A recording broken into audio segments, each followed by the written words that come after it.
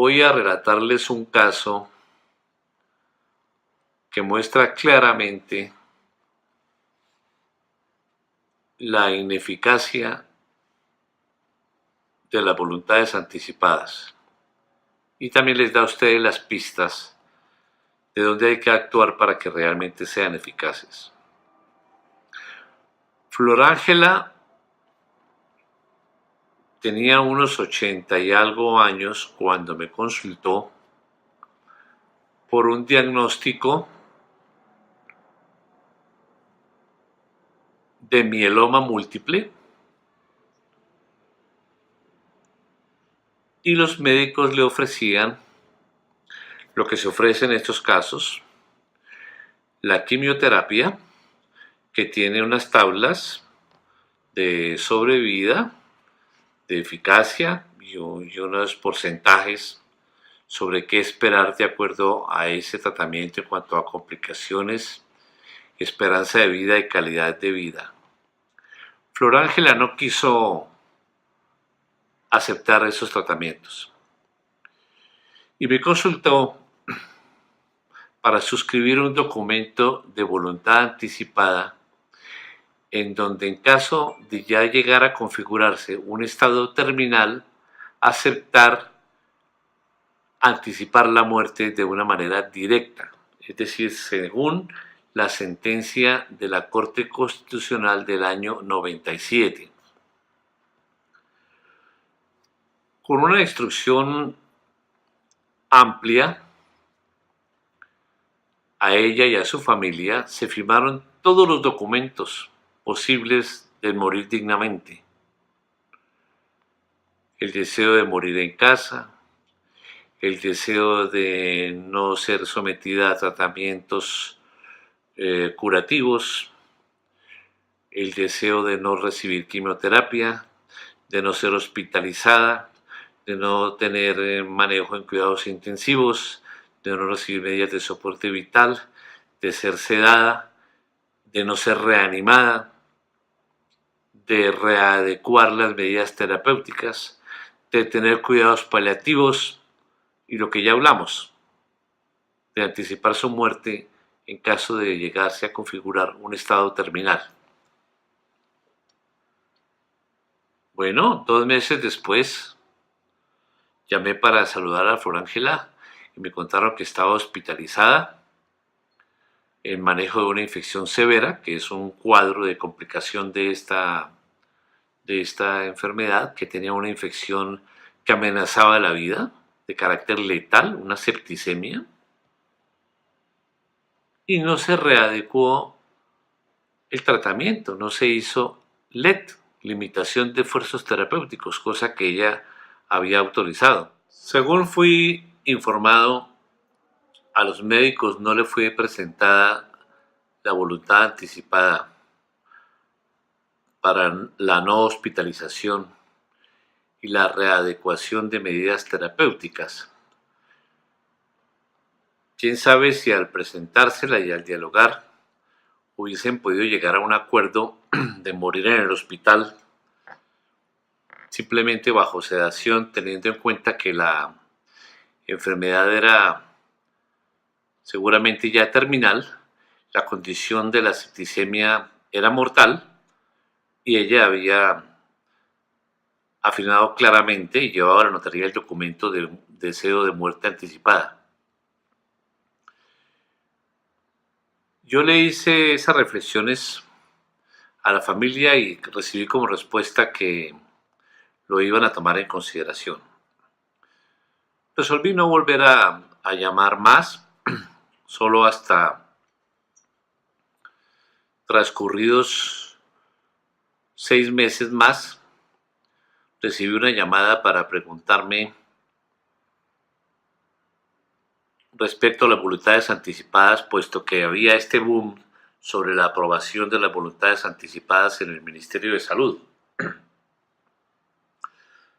Visité a la enferma, la encontré postrada en su cama boca arriba, sin ningún movimiento, en estado de coma, digamos, de nivel intermedio, con pañales, 6 días sin recibir alimento y únicamente las cucharaditas de agua y con gotero de agua y gasas humedecidas en los labios. Pregunté cómo venía siendo la evolución y me contaron que siempre había tenido mucho dolor, que se veía que aguantaba bastante para no ponerle pereque a los hijos, porque le preguntaban y decía que no quería causarle ninguna molestia. Jamás se volvió a tocar el tema de las voluntades anticipadas, ni de parte de ella ni de parte de los hijos.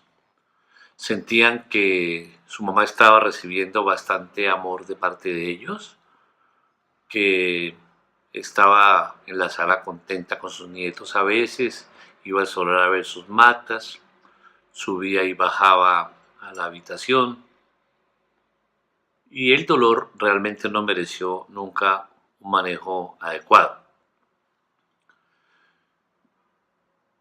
2 meses antes se agravó la situación. El dolor óseo en estas circunstancias es tremendo. Comenzaron a aparecer metástasis en todo el cuerpo. Se fracturó, se soltó en medio de tumoraciones y de gran dolor el hombro, uno de sus hombros. La paciente fue llevada a la EPS, le fue administrada unas dosis de quimioterapia con un nombre diferente al usual, sonaba un poquito distinto, monoterapia paliativa o algo así. Y cuando la paciente se dio cuenta que era la quimioterapia que había rechazado, pues manifestó que no quería continuar. Después hubo una anemia severísima, con falla cardíaca, con falla respiratoria. Fue transfundida, cosa que no se hace en estos enfermos cuando hay una voluntad de limitar los esfuerzos terapéuticos que sean fútiles, o que se hace cuando la paciente lo acepta para mejorar su estado general.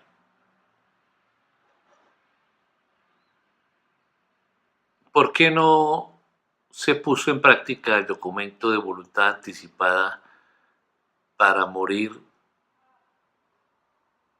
teniendo en cuenta que alcanzó un momento en que era una enferma terminal, con dolor insoportable o soportable de manera estoica? Porque en respuesta de la familia son decisiones morales con mucha carga emocional, con mucha carga afectiva. Entendían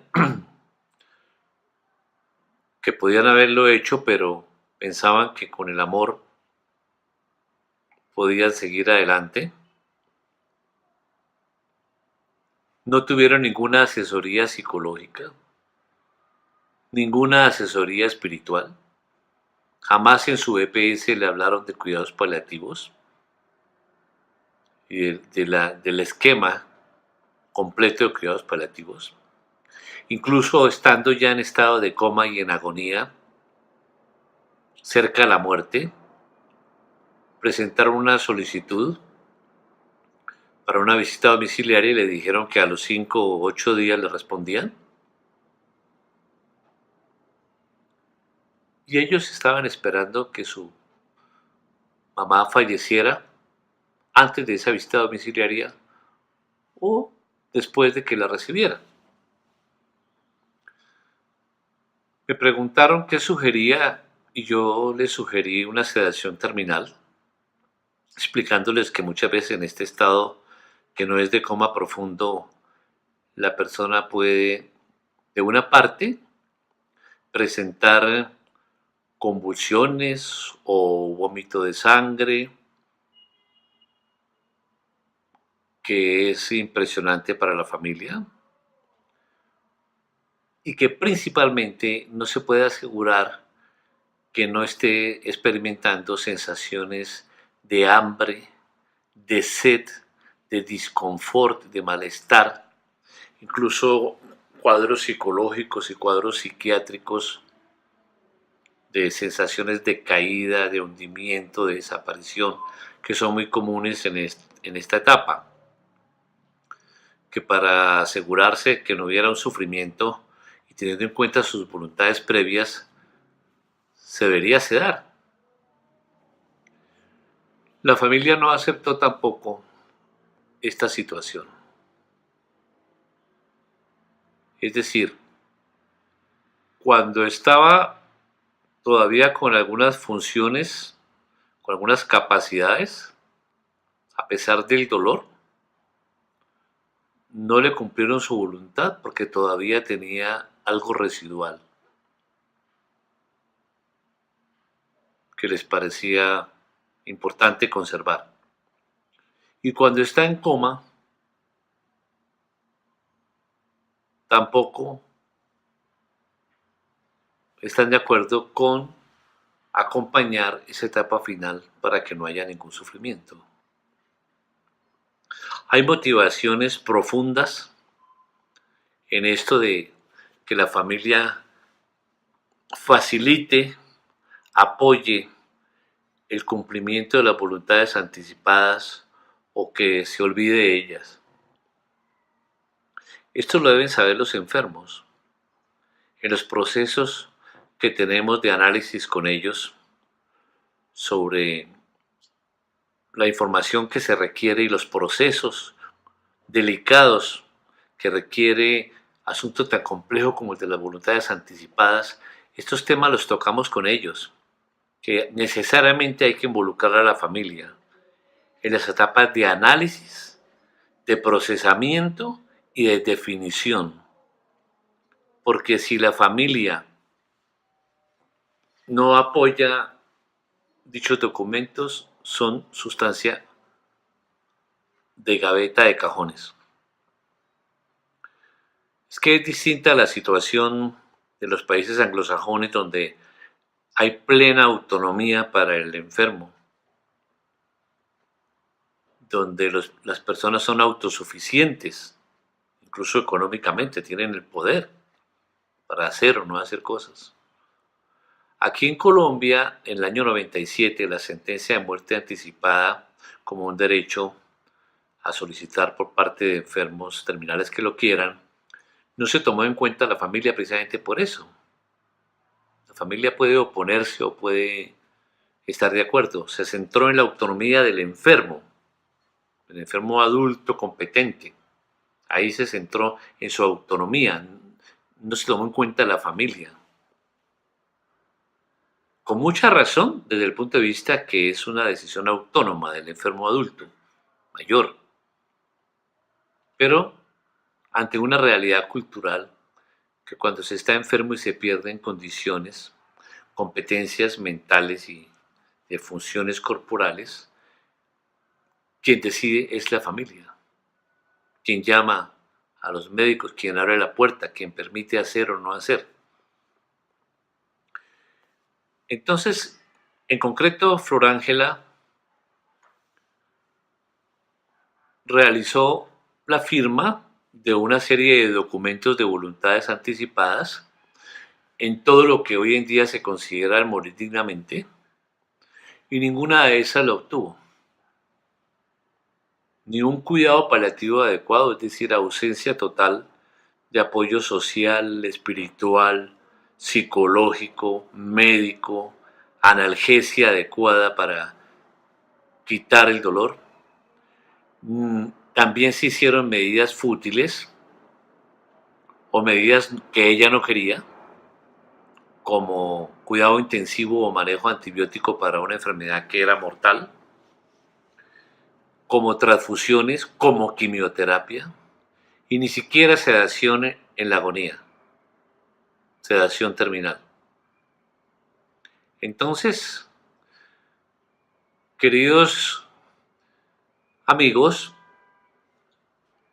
muy importante las voluntades anticipadas, pero sin diálogo con la familia, sin seguimiento con el médico personal de confianza, sin espacios para discusión de ellas frente a los enfermos en las clínicas y frente al consentimiento informado, son asunto muerto estos documentos. Pero bien, comienzo tienen las cosas y muchos médicos que se negaban a no administrar un respirador o a suspenderlo, a pesar de que el enfermo tuviera firmado una voluntad anticipada concreta al respecto de no administrar o de quitar, estos médicos ya no van a tener esa salida cientifista, argumentando problemas legales o la institución aumentando demandas, riesgos de demanda, porque va a haber unos documentos en donde el enfermo explícitamente fija sus voluntades respecto a qué hacer o qué no hacer. En ese aspecto sí complemento el video anterior en el sentido de que es importante haber llevado estos documentos a la legalidad por cuanto aseguran eximir de responsabilidad a los médicos y a las instituciones cuando reciben estos documentos, los analizan debidamente frente al consentimiento informado y toman unas decisiones finales debidamente sustentadas y apoyadas en las instancias que deben ser apoyadas cuando hay el tiempo, como por ejemplo los comités de ética.